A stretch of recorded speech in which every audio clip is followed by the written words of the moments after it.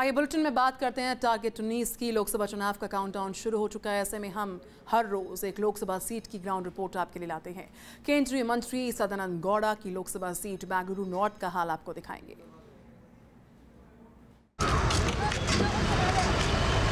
Silicon valley of India यानी बेंगलुरु को भारत की आईटी राजधानी भी कहा जाता है। कई बड़ी एमएनसी बेंगलुरु से दुनिया के आईटी सेक्टर में राज करती हैं। आईटी सेक्टर का हब होने की वजह से ही बेंगलुरु की आबादी भी बढ़ती चली गई। अभी बेंगलुरु भारत का तीसरा सबसे बड़ा आबादी वाला शहर है। आईटी सेक्टर की बेहतरी के साथ साथ बेंगलुरु का कितना विकास हुआ, इसकी पड़ताल भी जरूरी है। आज हम नॉर्थ बेंगलुरु लोकसभा क्षेत्र में विकास की जमीनी हकीकत आपको दिखाएंगे।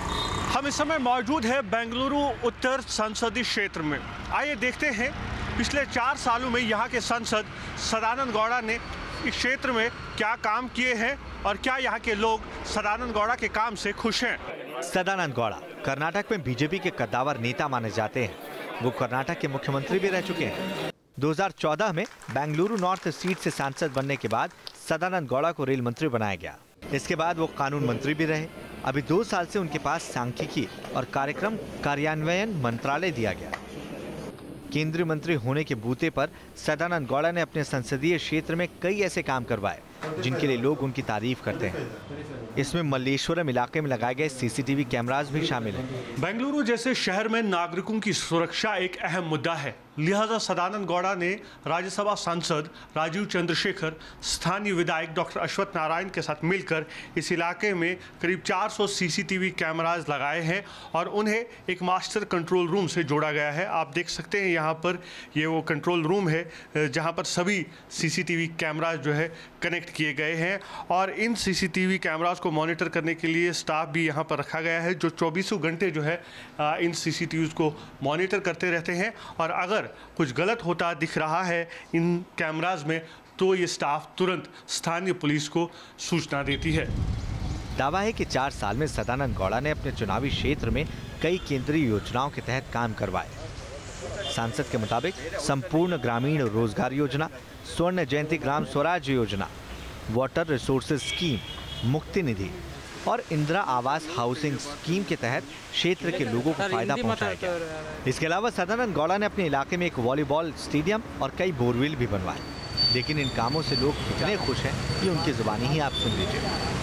देखो, इधर 2-3 स्टेडियम हुआ है, इसका बड़ा काम भी किया है और इस अच्छा से ग्रांड्स में इधर सभी स्पोर्ट्स डेवलप हुआ है। आप देख सकते हैं ये भी एक स्टेडियम है और एक वॉलीबॉल स्टेडियम है।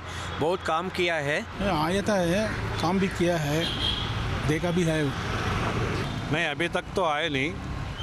परवानी एक तो बहुत अच्छा काम करा रहे हैं, उनका तो नाम बहुत बढ़िया है। सदानंद गौड़ा केंद्र में मंत्री है, लिहाजा वो ज्यादातर वक्त दिल्ली में होते हैं। बेंगलुरु के वीवी टावर्स में उनका दफ्तर है, जहां लोगों की परेशानियां सुनने के लिए सदानंद गौड़ा के एडिशनल प्राइवेट सेक्रेटरी मौजूद रहते हैं। On behalf of ministers and his directions, we receive the requests from the general public and constituency people. अब एक नजर सदानंद गौड़ा के राजनीतिक सफर पर भी डाल लेते हैं। इनका जन्म साल 1953 में कर्नाटक के सुल्या तालुक में हुआ। वो एबीवीपी की तरफ से छात्र राजनीति में सक्रिय रहे, जिसके बाद जनसंघ से उन्होंने राजनीतिक करियर की शुरुआत की। पहली बार वो 1994 में पुटूर सीट से जीतकर कर्नाटक विधानसभा पहुंचे। साल 2004 में पहली बार मंगलोर सीट पर कांग्रेस के दिग्गज वीरप्पा मोइली को हराकर वो लोकसभा पहुंचे। बेंगलुरु नॉर्थ सीट 2004 के बाद से ही बीजेपी के कब्जे में, इसीलिए सदानंद गौड़ा पर यह दबाव भी होगा कि इस सीट के वोटर्स बीजेपी से दूर ना छिटके। इस इलाके के लोग कमोवेश सदानंद गौड़ा के काम से खुश नजर आ रहे हैं, लेकिन एक शिकायत जरूर है कि सदानंद गौड़ा अपने क्षेत्र में ज्यादा नहीं आते हैं। हालांकि उनके प्रतिनिधि यहाँ लोगों से मिलते जरूर हैं। वीडियो जर्नलिस्ट मनीष के साथ यासर मुश्ताक, न्यूज़ नेशन, बेंगलुरु। आप बने रहिए न्यूज़ नेशन के साथ, क्योंकि खबरों का सिलसिला यहाँ कभी नहीं थमता।